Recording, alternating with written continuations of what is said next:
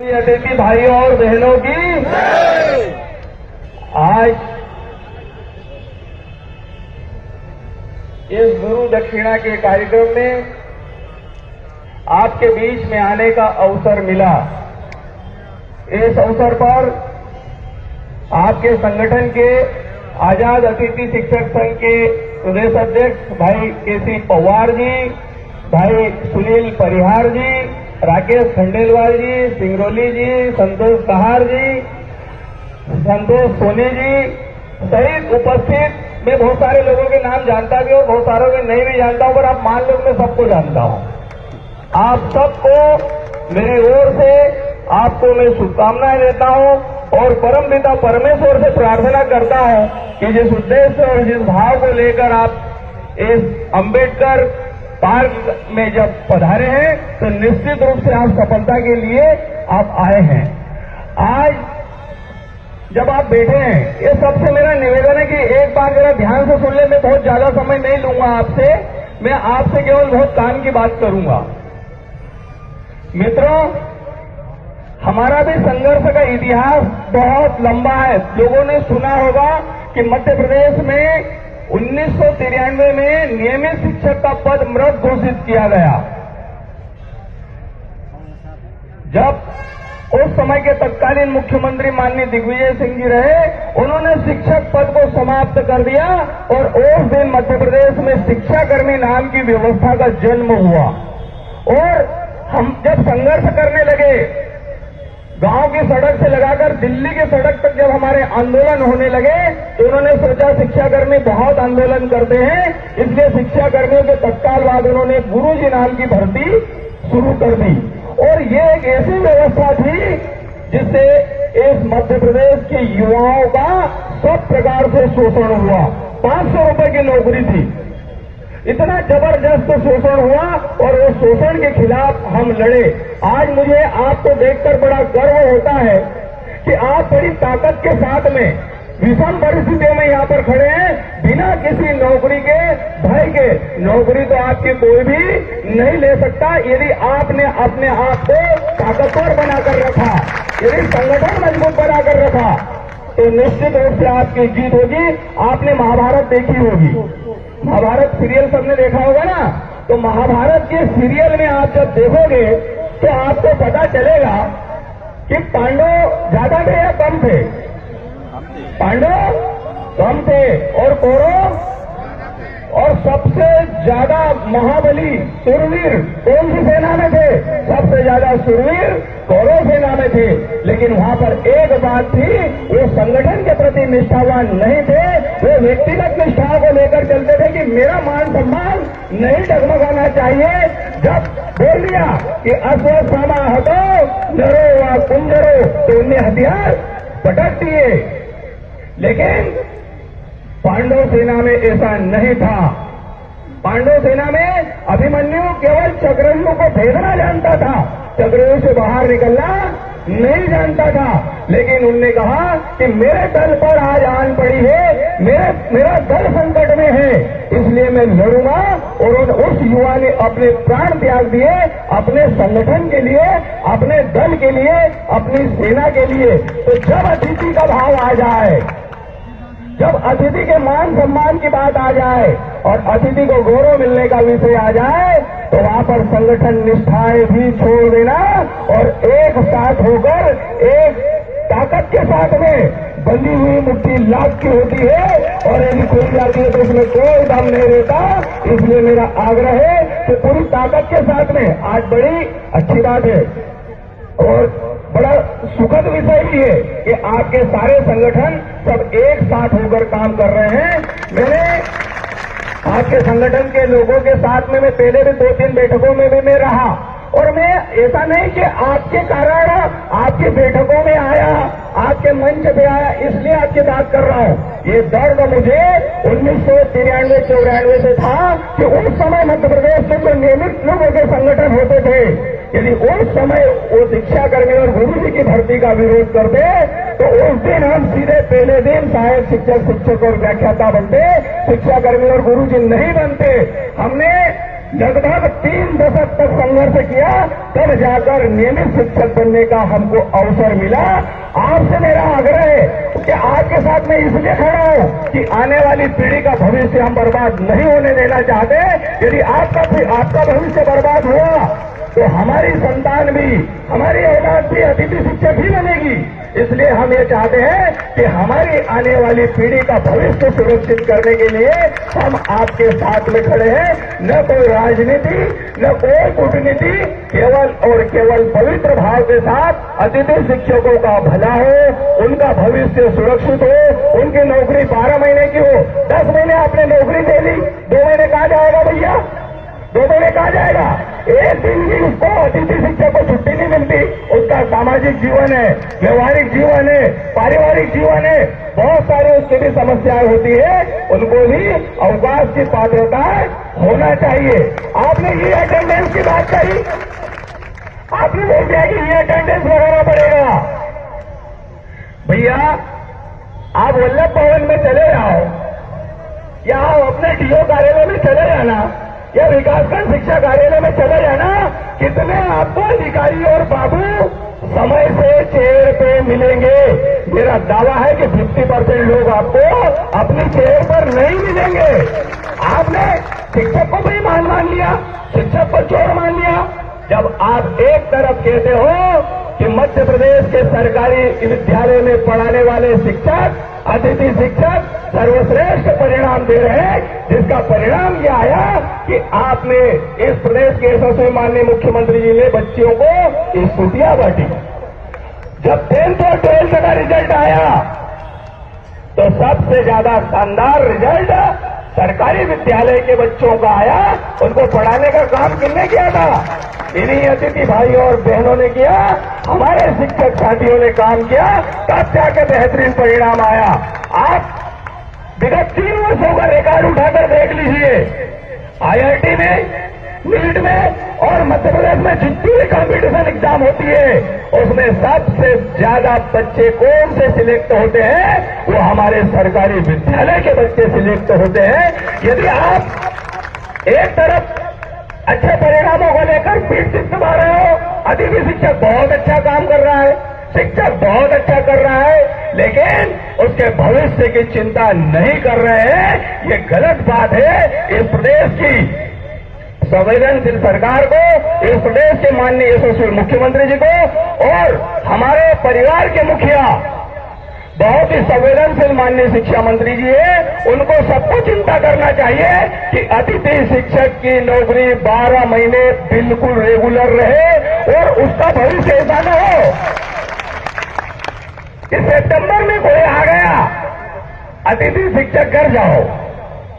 ये ठीक नहीं है। आपको उसके लिए पूरी व्यवस्था करना चाहिए कि साल भर यहां पर कोई नहीं आएगा, और जब आएगा, जब जुलाई में आएगा या जून में आएगा, तो उस समय उसी विकास खंड में उनके लिए व्यवस्था हो और वहीं पर उसको परमानेंट करने जैसे कहीं न कहीं ऐसे नियम बनाए। एक मित्र ने कहा, मैं सुन रहा था, वो मित्र बैठे हैं शायद चले गए, उनके अनुभव के आधार पर, उन्होंने अपने अनुभव के आधार पर कहा कि हम विभाग में नहीं है। ये बिल्कुल गलत फहमी में मत जीना, आप विभाग में हो। कौन से विभाग की स्कूल में पढ़ाने जाते हो? आप स्कूल शिक्षा विभाग में जाते हो ना, तो आप स्कूल शिक्षा विभाग के हो। जय सिंह गुरुजी और शिक्षा कर्मी था, आपकी नौकरी तो सीधे टीओ और बीओ और वहां के प्रिंसिपल देते हैं। हमारी नौकरी तो जनपद पंचायत लगाती थी, नगर पालिका लगाती थी। अरे आप तो हमारे से ज्यादा अपना अधिकार रखते हो। आप विभाग के हो और सरकार के पास में ऐसी व्यवस्थाएं होती है, सरकार चाहे तो कल से रेगुलर कर सकती है। सरकार सब तरफ से समर्थ होती है। बस केवल आवश्यकता इस बात की है, लोकतंत्र में मुंडियों का महत्व होता है। बहुत बढ़िया। लोकतंत्र में ताकत क्या होती है? संख्या बल, और संख्या बल होगी तो नियमितीकरण होगा। आप अपनी ताकत बताओगे तो होगा। सरकार सबसे पहले क्या करती है? सरकार सबसे पहले सैलरी बढ़ाती है, सबसे पहले वेतन बढ़ा दिए और वेतन बढ़ाने से हम बहुत ज्यादा खुश हो जाते हैं। जब आप लोगों का वेतन कम था और वेतन डबल किया तो सब खुश होगा कि वेतन बढ़ा दिया, और वहीं से हमको कमजोर करना सरकार ने शुरू कर दिया। इस समय हमारी सैलरी 500 रुपए थी, और उस समय भोपाल की गलियों में जब आंदोलन होता था तो पता चलता था कि शिक्षाकर्मी आ रहा है, गुरुजी आ रहा है। जब सैलरी बढ़ने लगी तो ऐसो आराम में व्यक्ति जीने लगा।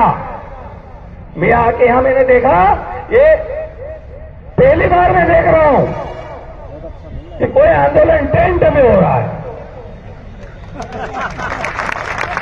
और नीचे भी मेटी लगी हुई है बढ़िया शानदार, और सब नेता बैठे हैं मंच पे, कुर्सियों पे। हमने जब आंदोलन किए तो कीचड़ में बैठ कर किए, और वर्तमान में अभी कांग्रेस के प्रदेश अध्यक्ष जी है जीतू पटवारी जी, वो मेरे साथ आए और पूरे कीचड़ में बैठे थे शाहजहानी पार्क में 3 घंटे तक कीचड़ में बैठे। आंदोलन हमारे चेहरे बताना चाहिए कि ये संघर्ष है, ये पेट की आग है, ये भूख है, ये भविष्य सुरक्षित करने की मांग है। जब सैलरी बढ़ी कि सब ऐसो आराम की जिंदगी जीने वाले बनेंगे, इसलिए फिर धूल में कोई बैठना नहीं चाहेगा। इसलिए सबसे पहले सरकार सैलरी बढ़ाती है कि इनको थोड़े पैसे दे दो, थोड़ी लालच दे दो, फिर ये लड़ने नहीं आने वाले हैं। पहले एक ऐसी स्थिति थी कि जब अतिथि शिक्षक आता था तो सरकार घबरा जाती थी, पर अब उनको पता भी चलने लगा कि अतिथि शिक्षक की सैलरी अब डबल हो गई, अब डबल भी हो गई। और सरकार की नीति होती है तोड़ने की, सरकार तोड़ती है।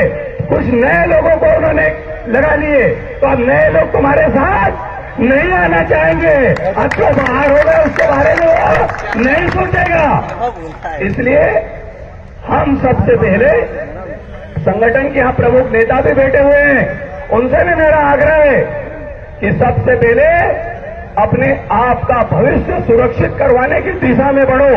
सैलरी तो कभी भी सरकार को बढ़ाना पड़ेगी। जब महंगाई के दौर में सरकार, एक बात बताओ यार, पहली बार लाडली बहना पैसे कितने दिए? 1000। कितने दिए थे? फिर कितने कर दिए? अब कितने कर रहा है? कर रहे ना? सैलरी तो उनकी जो पड़ रही है, तो आपकी नहीं बढ़ेगी क्या? बढ़ेगी। आपकी भी बढ़ेगी, उसकी चिंता मत करो। लेकिन अपने आप को भविष्य सुरक्षित करवाने के लिए पूरी एकजुटता के साथ में आप डटे रहो। निश्चित रूप से आप सफल होंगे। ईश्वर आपके साथ में है। केवल एक आशा और अपेक्षा आपसे है कि हम आप सब वंचित समूह के गरीब लोगों के बच्चों को पढ़ाने का काम करते हैं, उसको बहुत पवित्रता के साथ काम करना, ईश्वर को साक्षी मानकर बच्चों को पढ़ाने का काम करना, क्योंकि ये लड़ाई बच्चों की और आपकी हमारी नहीं है। ये लड़ाई किससे है? हमारी सरकार से। ये वल्लभ भवन में जो कांच में क्लासों में बैठे हुए लोग हैं, उनसे हमारी लड़ाई है। उनसे हम लड़ेंगे। उस वंचित समूह के और गरीब समूह के बच्चों को ईश्वर का रूप मानकर, उनको भगवान मानकर पढ़ाने का काम करना, ईश्वर आपका साथ देगा। इस बात के लिए अपने आप को आप आश्वस्त मानिए। ईश्वर, जब प्रकृति का नियम है, प्रकृति का नियम है, ईश्वर की यह व्यवस्था है कि दीवार पे आपने गेंद मारी, जितनी गति से आप इधर से मारोगे उससे दुगनी गति से गेंद आपकी ओर लौट कर वापस आएगी। इसलिए आपने बच्चों को अच्छा दिया, समाज को अच्छा देने का काम किया, तो ईश्वर हमारी मदद करेगा और निश्चित रूप से आप एक दिन परमानेंट होंगे। ऐसा हमको भी उस समय कहते थे लोग। हमारे साथ तो ऐसी स्थिति थी, शिक्षा करने की नौकरी लगी तो शिक्षा करने को लड़की नहीं मिलती थी। बहुत सही बता रहा हूं भैया। उस समय शिक्षा कर्मी तो लोग पूछते थे कौन सा है भैया मास्टर, तो फिर वो बोलते थे शिक्षा कर्मी, फिर लड़की को मना कर देते थे। फिर बाद में गुरुजी की साथ स्थिति बनने लगी, फिर संविदा शिक्षक के साथ बनने लगी, और बाद में 2007 में ये लगा लोगों को कि यार शिक्षा कर्मी भी परमानेंट हो गया, गुरुजी भी हो गया और संविदा शिक्षक भी हो गया, तो आप तो अतिथि शिक्षक ने एक दिन परमानेंट होना ही है, 100% होना है।